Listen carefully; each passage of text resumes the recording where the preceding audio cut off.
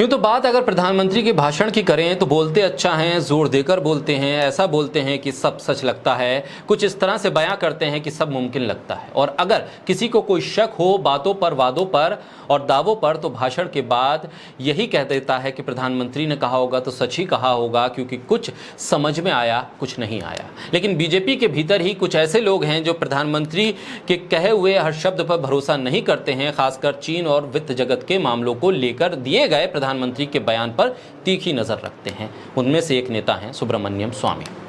बोलता हिंदुस्तान पर मैं हूं आपके साथ मिर्जा शाकिर अली भी। सुब्रमण्यम स्वामी, जिन्होंने 2024 से पहले प्रधानमंत्री के एक बड़े दावे पर हैरानी जता दी है, प्रधानमंत्री की तैयारियों का मजा खराब कर दिया है। 2024 लोकसभा चुनाव से पहले ही प्रधानमंत्री नरेंद्र मोदी ने अपनी सरकार के तीसरे कार्यकाल को लेकर बड़ा दावा पेश किया।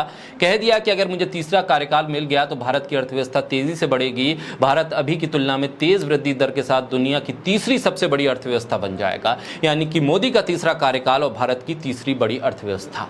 यानी अगर भारत को दुनिया की तीसरी बड़ी अर्थव्यवस्था बनना है तो एक बार फिर प्रधानमंत्री मोदी को वोट दे दो, बीजेपी को वोट दे दो, मोदी के नाम पर वोट दे दो। और इसे भी अपनी गारंटी से उन्होंने जोड़ दिया और कह दिया कि ये मोदी की गारंटी है। लेकिन अर्थशास्त्री प्रधानमंत्री के दावों को गलत मान रहे हैं और सरकार की ओर से भारतीय अर्थव्यवस्था के लिए बताए जा रहे आंकड़ों को गलत ठहरा रहे हैं। सरकार के आधिकारिक आंकड़ों के मुताबिक कोविड महामारी के पहले हमारी जो ग्रोथ रेट थी वो 2017-18 की चौथी तिमाही में 8% थी, जो गिरकर 3% हो गई। लेकिन इसमें असंगठित क्षेत्र शामिल नहीं है, इसलिए ये वृद्धि 0% या इससे भी कम हो सकती है। इसलिए हम 5वें नंबर पर नहीं बल्कि 8वें 9वें नंबर पर होंगे। प्रधानमंत्री नरेंद्र मोदी ने 2022 तक 5 ट्रिलियन इकोनॉमी का दावा किया था, वादा किया था, आज तक उसे हासिल नहीं कर पाए। अब एक और जुमला है, अब किस आधार पर कह रहे हैं कि भारत तीसरी सबसे बड़ी अर्थव्यवस्था हो जाएगी? क्या ये वर्तमान या स्थिर कीमतों पर है?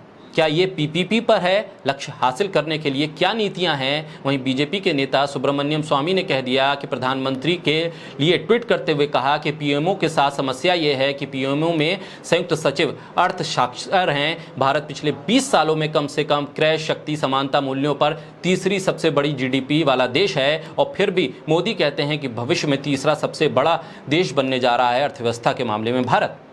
पीएमओ में अर्थशास्त्र की अज्ञानता फैली है।